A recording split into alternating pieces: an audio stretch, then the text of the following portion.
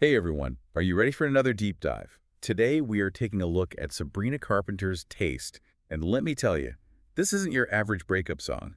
We're going to dig beneath the surface and uncover all the emotional layers packed into these lyrics. Yeah, what's really interesting about this one is how it goes beyond just, the typical breakup sadness.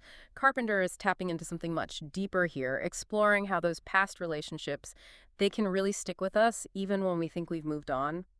It's like you can end the relationship, but their presence is still there. You know what I mean? It's this thing called emotional residue. Emotional residue. Right. Basically, the idea that relationships, especially the intense ones, they can leave a lasting impact. Think about how you can walk into a room and still smell your ex's perfume long after they're gone. Yeah. Relationships can be like that, impacting how we behave, how we see the world, even how we approach new relationships. Okay, yeah, that makes sense. And Carpenter really digs into that with Taste. There's that line where she sings directly to her ex's new girlfriend. You'll just have to taste me when he's kissing you. It's almost like she's this ever-present figure in their relationship. She even sings, every time you close your eyes and feel his lips, you're feeling mine. And every time you breathe his air, just know I was already there. It's powerful. And it's not just jealousy, it's acknowledging the mark that a past love leaves. Have you ever felt that? Like that ghost in the room feeling?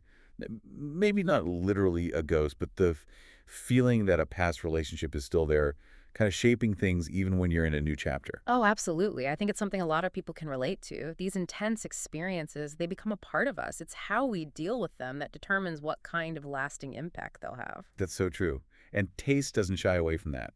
Like, there's this line, he's funny now, all his jokes hit different uppets. Guess who he learned that from? It's like she's highlighting how even his humor, it's still influenced by her. Yeah, and that brings up the idea of mirroring, which is a real psychological thing. We pick up habits and stuff, even senses of humor from the people we spend time with, especially romantic partners. Oh, tell me about it. I once dated this guy, and I swear, after we broke up, I caught myself using his favorite saying all the Yeah. time. My friends were like, where did you even get that? But it really makes you think, right? Like, when does that mirroring stop, Yeah. and where does your own true self begin? Right. And the thing is, mirroring, it's not always a bad thing. Sometimes it shows a real connection, two people just kind of rubbing off on each other in good ways. Totally. Like, I actually picked up a love for old movies from an ex, and I'm still into them. There you go. But yeah, then you've got those other habits, the not so great ones that can linger. Oh, for sure. So how do we figure out what's us and what's left over from past relationships? That's where being self-aware is key. Recognizing those mirrored behaviors and where they come from, that can be super empowering because then you can choose what to keep and what to leave behind. It's like taking control of your own story, which I think takes us to another interesting layer in Taste. On the one hand, she's like, you can have him if you like. Almost like she's totally over it. But then the emotion in her voice, in those lyrics, it tells a different story, doesn't it? It's like this push and pull between feeling detached but still having feelings. And that, I think, is what makes taste so relatable. It captures that very human experience of trying to make sense of those two opposite feelings at the same time. It's messy and Easy. complicated. Yeah, it's not like you just flip a switch, right? Exactly. And that takes us to the title, Taste. It's such a powerful word. Oh, absolutely. And it works on so many levels in this song. On the surface, it's about that lingering presence, like she's saying he'll literally taste her, a reminder of their past. But it goes deeper than that, too. Oh, yeah, for sure.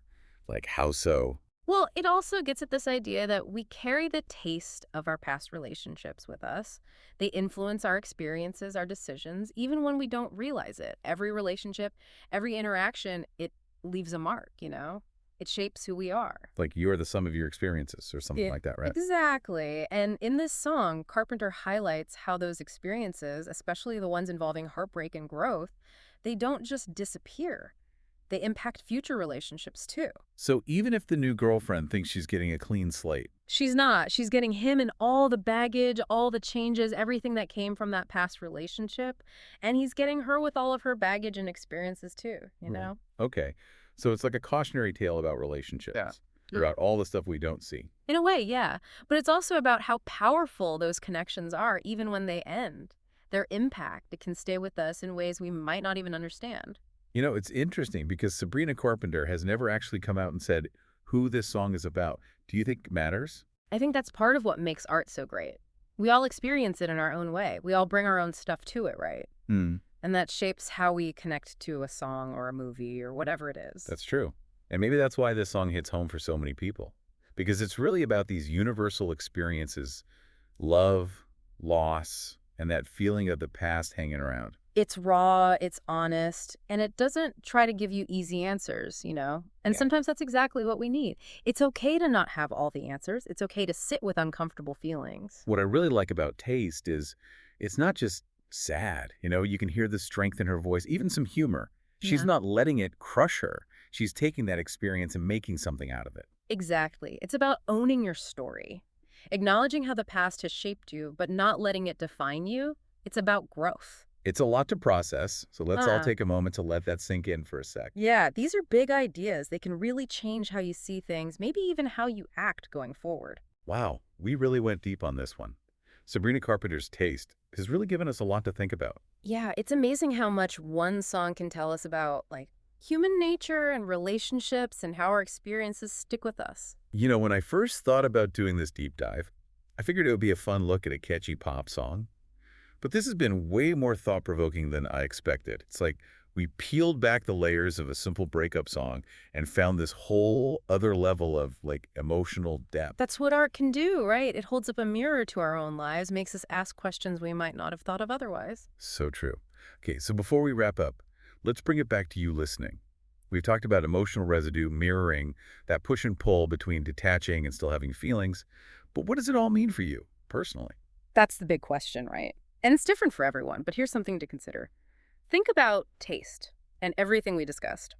How do you think you experience the leftovers, so to speak, of your past relationships in your life now? I love that. Are you holding on to the bitterness of past hurt?